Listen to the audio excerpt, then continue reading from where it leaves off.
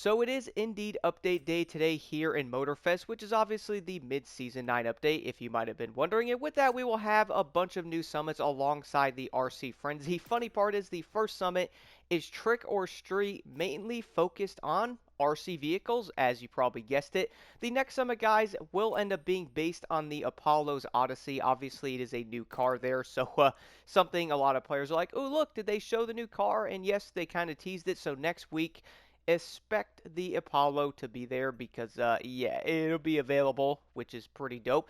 But besides that, though, we'll then have the Crawl of the Wild, which is the Traxxas X Max. I'm not going to lie, guys, I'll pause this here for a minute so you can just check this thing out.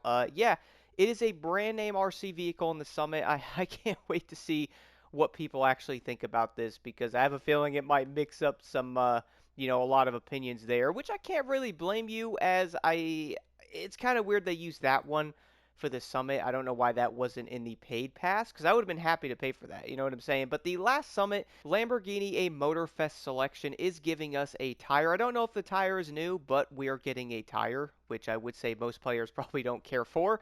But I gotta admit though, guys, the entire summit line here looks pretty interesting. For me, I'm more excited for the Traxxas RC car than anything, even though during that week and most of those weeks I'll be playing Forza. But hey, we will at least have some cool vehicles to go after here. And as always, I have to say thank you, Ubisoft, for giving me early access.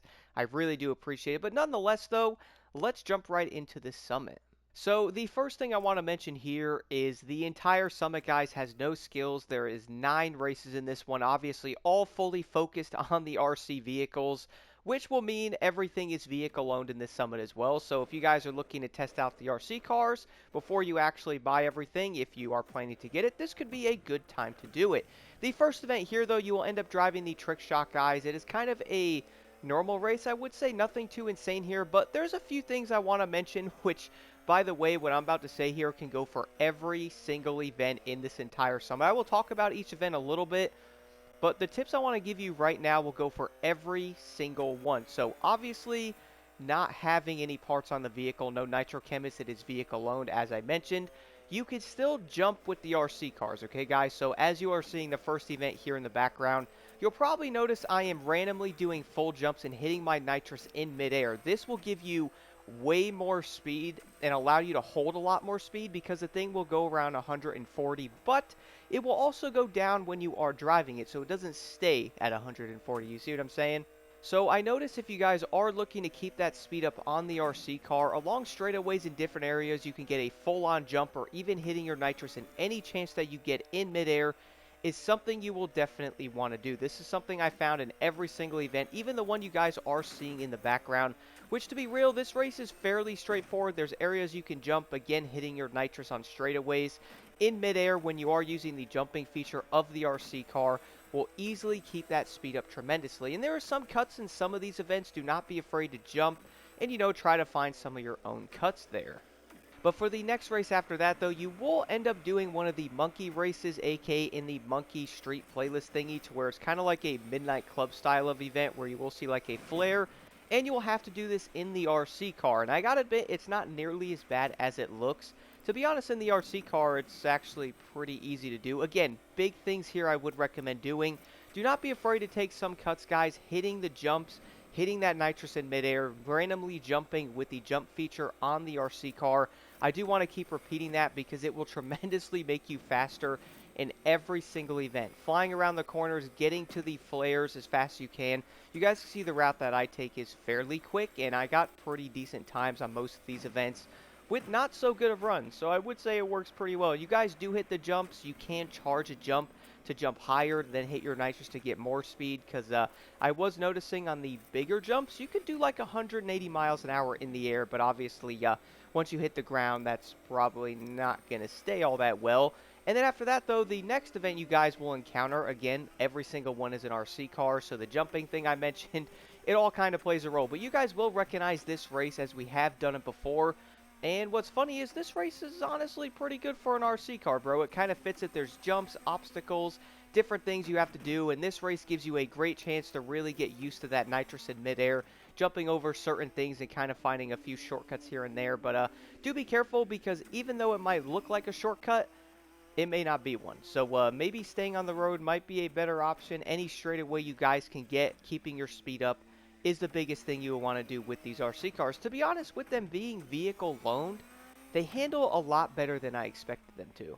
The next event you guys will encounter in this summit is probably along the lines of, oh, I recognize that race because we have done this race a good amount of times. You guys will probably jump in and go, oh yeah, this one.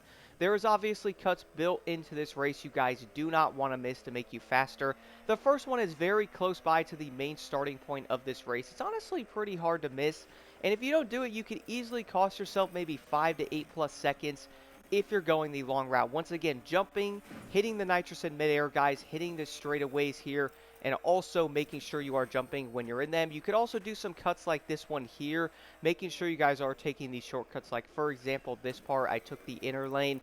Right when I hit the straightaway and I was good, I jumped, hit the nitrous, got my speed back up. And you can even do it again if you have time to do it, making sure you're lining that up, getting around those corners. And that's kind of it on this event. It's fairly straightforward because, again, it's not a race we do not recognize, so that probably does help a little bit. For the next one, though, Tiny But Fierce, very interesting name to pick on that one. This is actually one of the Chase Squad events, so you'll have to hit the yellow ones, go as fast as you can, not hit the other ones to destroy your time and all that, or destroy your multiplier. Get through the event as quickly as you can, but safely as you can, making sure you guys hit every single one.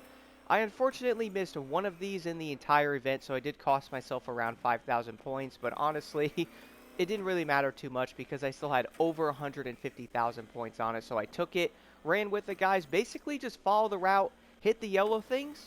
That's kind of it.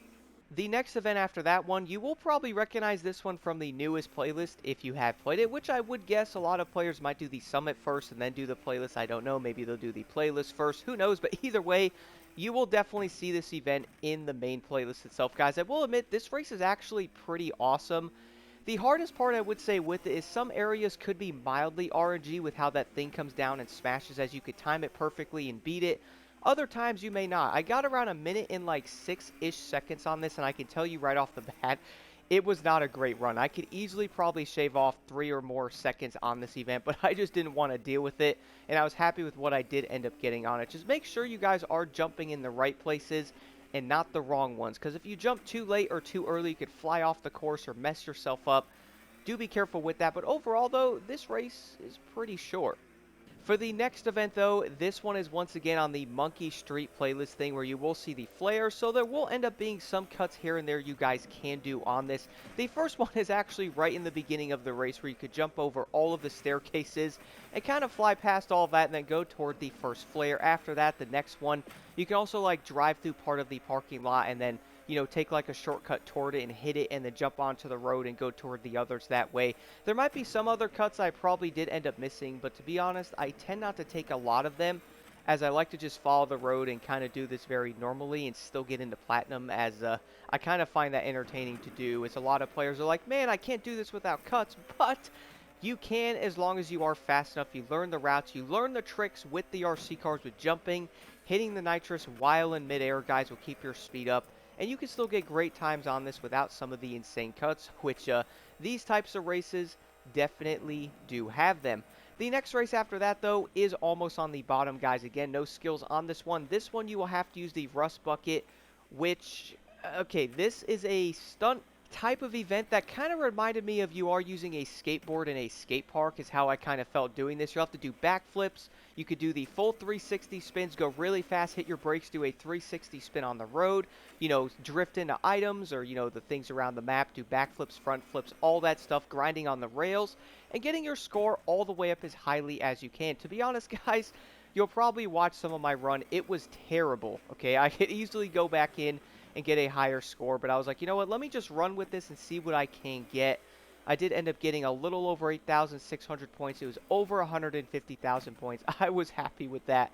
But yes, backflips, front flips, 360s, staying on the road, spinning around, jumping over, grinding, doing the precision things, all the points you can possibly get, do that. And also when you guys are in midair, you could do, as I mentioned, backflip, front flip, spinning, all those, because eventually you can max out one, so you have to do the other, then do other ones to open that one up again.